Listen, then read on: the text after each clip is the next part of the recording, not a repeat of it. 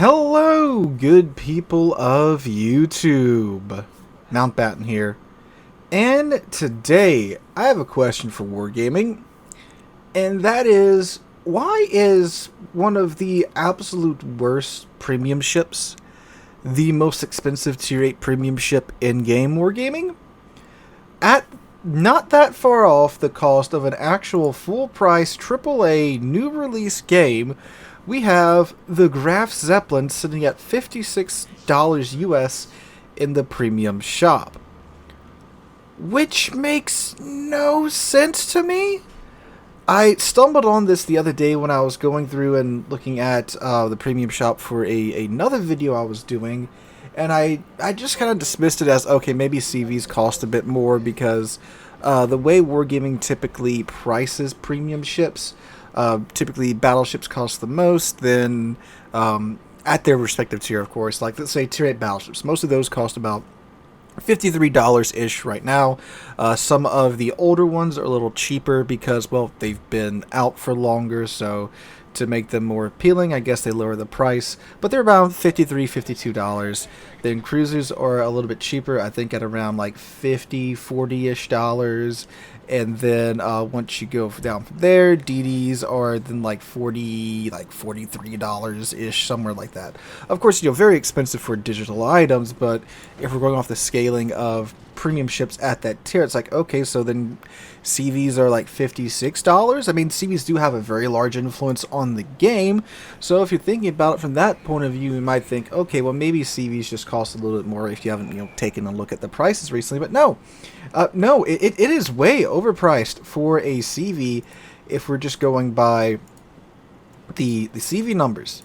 Most CVs at Tier 8 only cost, I say only, again, it's still a very expensive digital item. They cost around $49. Less than battleships. So Zeppelins over here costing $56. You can get the Aquila, the Chickalov, the Hornet, the Indomitable, all for $49.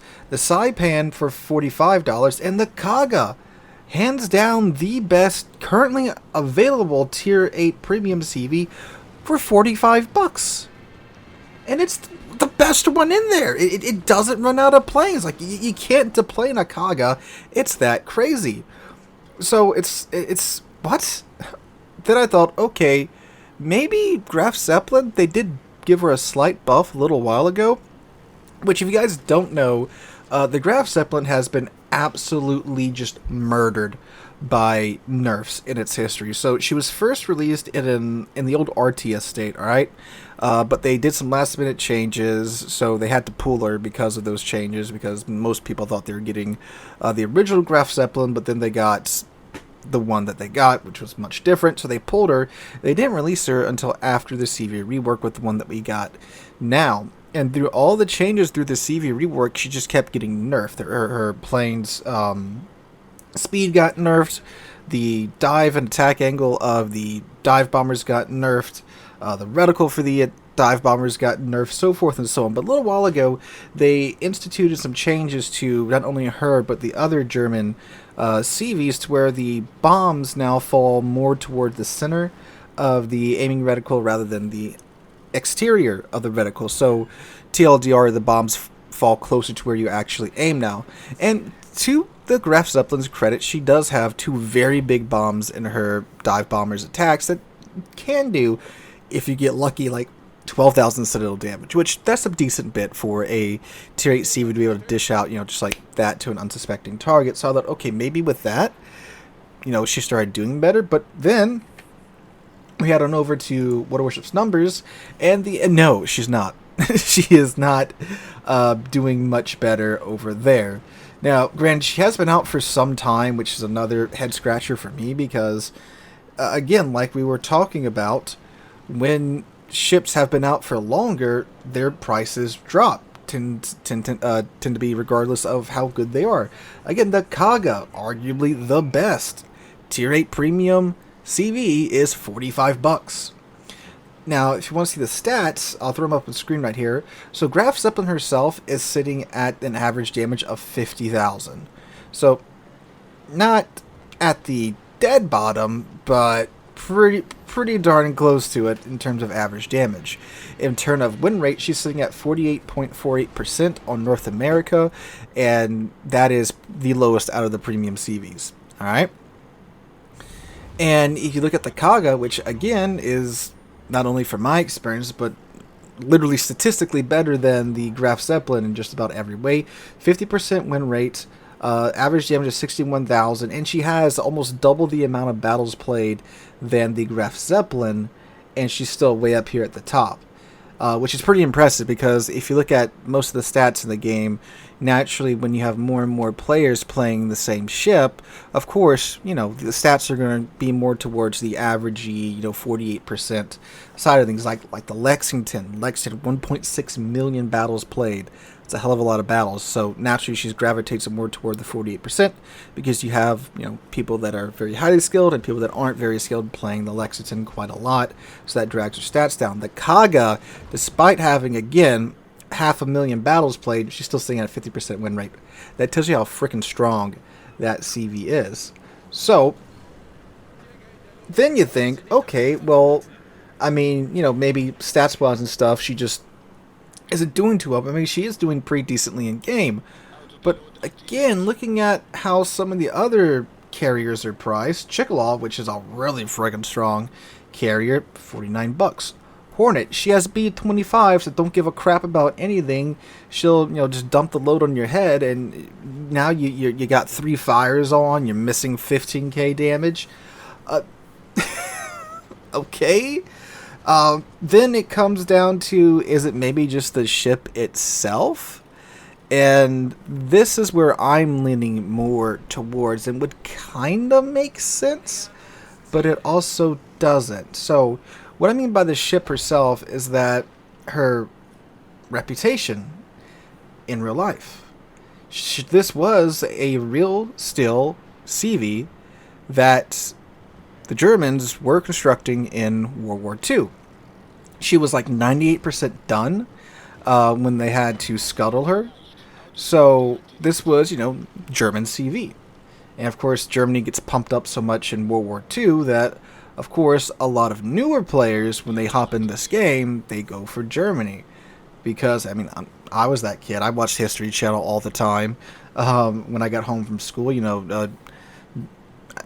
I can't say his name because YouTube, but Mustache Man's secret weapons or super weapons of World War II. That was the one when I got home from high school. So I got fed the propaganda from the History Channel. So yeah, when I came to this game, and actually I gravitated towards the Germans. Granted, I didn't go up them right away. Thankfully, I was also fed the American propaganda while I was in high school, so I went up the American battleship line, but the Germans were my third battleship line. I did buy the Tirpitz right out the gate too, which, again, if we're thinking, okay, maybe it's the ship itself, the German hype that, German science, technology, alien technology, whatever. But then Tirpitz is right with the other Tier 8 ships, $51 in the premium shop. So, again, why? Another explanation that I think it might be is because not only are you getting a carrier out of the Graf Zeppelin, you're also getting the firepower of its secondaries. The Graf Zeppelin has amazing secondaries. Just by default, they are some of the best in the game.